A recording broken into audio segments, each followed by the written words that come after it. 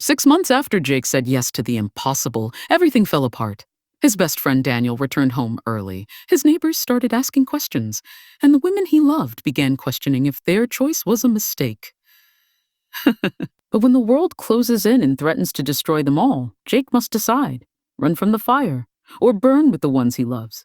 Jake woke to the sound of rain against the window. The room was dark, the air thick with the smell of coffee brewing somewhere in the house. He opened his eyes slowly, his body heavy, as though he had been carrying stones through the night. Beside him, Anna slept peacefully, her breathing soft and steady. On the other side, Claire's hand rested gently on his arm. Mrs. Thompson, he still couldn't call her by her first name, even now, sat in the chair near the window, watching the rain. She looked up when she noticed he was awake. Her eyes carried something he had never seen before. Not quite regret, but a quiet uncertainty that made his chest tighten. Couldn't sleep, Jake whispered, careful not to wake his sisters. Mrs. Thompson shook her head slowly. I kept thinking about what happens next. We made our choice last night, Jake, but the world won't just let us live it in peace. Jake sat up carefully, running a hand through his hair. The weight of her words settled over him like a blanket. Last night had felt like breaking free from chains. But this morning, those chains seemed to be wrapping around them again, tighter than before. We knew it wouldn't be easy, he said quietly, though he wasn't sure if he was trying to convince her or himself. Easy and impossible are two different things, she replied, her voice barely above a whisper. Last night we had hope. This morning, I'm wondering if we just made the biggest mistake of our lives. Her words stabbed at him. Jake looked at his sisters, still sleeping, their faces peaceful in a way he hadn't seen in years. They had finally found rest. And now the woman who had encouraged them was questioning everything. Do you regret it? Jake asked, his voice rough. Mrs. Thompson turned to face him fully, her eyes searching his. I don't know yet. Ask me again when Daniel comes home. The mention of his best friend's name sent a cold wave through Jake's body. Daniel, the one person who could never know, the one person whose return would shatter everything. 3 weeks passed. Jake tried to keep everything normal, but normal was a ghost now. Something that had died the night the three women sat in his living room and changed his life forever. They had created routine. Mrs. Thompson would visit during the day when neighbors wouldn't notice her car staying too long. His sisters moved in temporarily, though everyone knew it wasn't temporary at all. Jake went to work, smiled at colleagues, answered questions about his sisters staying with him with carefully practiced lies. Just helping them through a rough time, he would say. No one questioned it. Why would they? He was Jake, the reliable one, the good brother. But lies have weight, and Jake felt that weight growing heavier every day. One evening, as they sat together in the living room, Anna broke the silence. I saw Mrs. Patterson today at the grocery store, she said, her voice tight. She asked me how long we're planning to stay here. Said it's nice that you're taking care of us, but people are starting to wonder why we don't just get our own place. Claire's hand tightened around her coffee cup. What did you say? I said we're looking, Anna replied. But the way she looked at me, Jake, she knows something's wrong. Maybe not what exactly, but something. Jake leaned back, exhaustion pulling at him. People will always talk. We knew that. Talking and knowing are different things, Mrs. Thompson said from the doorway. They all turned to look at her. She had been quiet lately, withdrawn in a way that worried Jake more than he wanted to admit. His eyes locked on Jake, and in them was a betrayal so deep it cut like a knife. You? My best friend? My mother? It's not what you think? Jake started, but Daniel's laugh cut him off, bitter and broken. Not what I think? Then what is it, Jake? Explain it to me. Make it make sense. Jake couldn't. There were no words that would fix this. Daniel's face twisted with rage and pain. How long? How long has this been going on? Silence. How long? Months, Mrs. Thompson whispered. I'm sorry, Daniel. I'm so sorry, Daniel. I'm so sorry. Daniel stumbled back as if he'd been struck. Months. You've been lying to me for months. He looked at Jake with eyes full of tears and fury. I trusted you with everything. Everything. And you did this?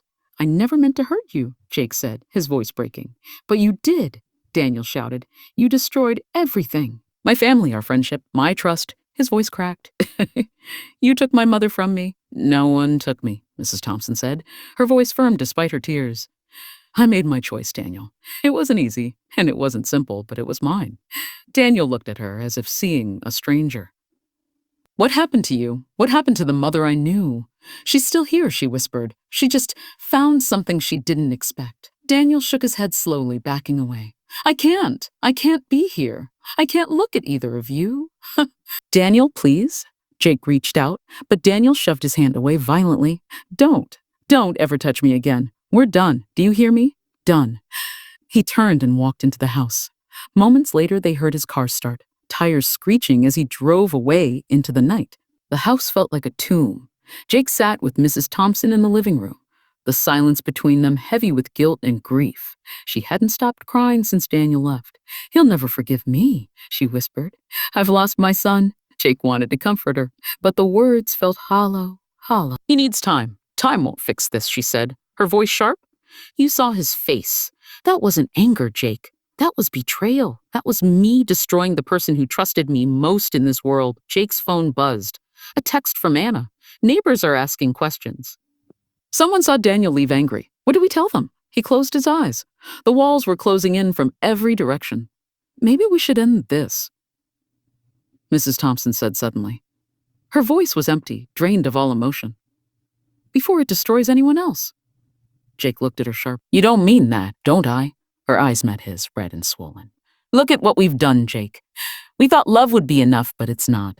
It's tearing apart everyone around us. We knew it would be hard. Hard and impossible are different things. She shouted, echoing her words from weeks before. I've lost my son. Your sisters are being questioned by neighbors. How long before someone finds out the truth? How long before this ruins all our lives completely? Jake stood, his hand shaking. So, what are you saying? We just give up? Pretend none of this happened? I'm saying maybe we were wrong, she said, her voice breaking. Maybe some lines shouldn't be crossed, no matter how much we want to. The door opened. Anna and Claire stepped in, their faces pale. We heard shouting, Claire said quietly. What happened? What happened? Mrs. Thompson stood, wiping her eyes. I should go. No, Anna said firmly. Face this together. That's what we decided. We decided wrong, Mrs. Thompson replied, her voice hollow. She looked at Jake one last time, her eyes full of pain and something else. Finality. I'm sorry. I can't do this anymore. She walked to the door. Please don't leave, Jake said, his voice desperate. She paused, her hand on the doorknob. Some choices we can't come back from, Jake. This is one of them. And then she was gone. 3 days passed. Mrs. Thompson wouldn't answer calls or texts. Daniel had left town without telling anyone where he was going. And Jake sat in his living room with his sisters, the weight of their choice crushing down on all of them. We broke her, Anna whispered, staring at nothing. We asked too much. We asked for truth, Claire said, but her voice was weak. We asked for love, and look what it cost, Anna replied. Daniel hates us. His mother can't even look at herself in the mirror. Neighbors are talking. How long before everyone knows? Jake stood and walked to the window. Outside, the world moved on, oblivious to the war raging inside this house. Maybe she was right, he said quietly. Maybe we were wrong to think we could do this. Don't say that, Claire pleaded. We chose this together. We can survive it together. Can we? Jake turned to face them. Because right now it doesn't feel like love.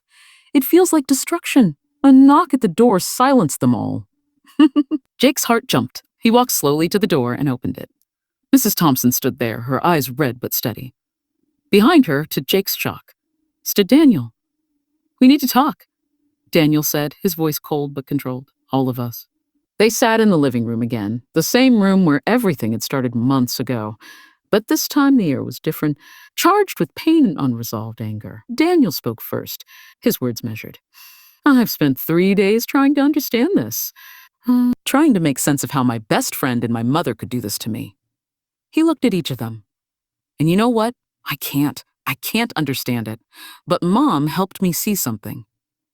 He glanced at his mother, who nodded slowly. She told me everything, Daniel continued. How you all felt. How long you fought it.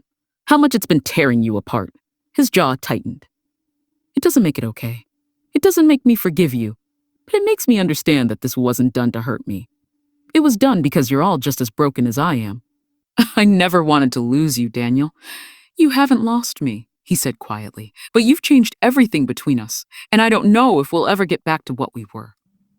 He stood looking at Jake with eyes that still held pain. I don't accept this. I probably never will. But you're right about one thing. Running from it won't make it go away. He took a breath. So if you're going to do this, if you're really going to choose this path, then do it right. Don't hide. Don't lie. Own it, even if the world hates you for it. Jake stood, his voice shaking. Daniel, I never wanted to hurt you. I know, Daniel said, but you did. And that's something we'll both have to live with. He walked to the door, paused, then looked back. I'm leaving town again. When I come back, I'll decide if I can still call you my friend. But for now, I need distance from all of this. He left without another word. The room fell silent. Mrs. Thompson collapsed into a chair, sobbing. Anna and Claire held each other, tears streaming down their faces. Jake stood in the center of it all, feeling the weight of every choice they had made. We can still turn back, Claire whispered. We can end this before it gets worse. Jake looked at each of them, his sisters broken but still standing, Mrs. Thompson shattered but still here, and he realized something. They had crossed the line. They had burned the bridge. But they were still together. No, he said quietly. We don't turn back. We move forward. Together. Mrs. Thompson looked up at him through her tears. Even after everything. Especially after everything, Jake replied. We made our choice. Now we live with it. Anna stood, wiping her eyes. The world will never accept us. Then we don't live for the world, Jake said, his voice growing stronger. We live for each other. Claire joined her sister. Then Mrs. Thompson rose slowly, and they all stood together in the center of the room. Outside, storm clouds gathered. The rain began to fall, and thunder rumbled in the distance. But inside, in the wreckage of everything they had known, something else was growing. Not acceptance, not forgiveness, but something harder, something fiercer. Determination. They had chosen each other. And now, whatever came next, they would face it together, even if it destroyed them, even if it saved them, even if the world would never understand. Their choice was made. The battle had just begun. But would love be enough to survive what came next? Part 3 coming soon.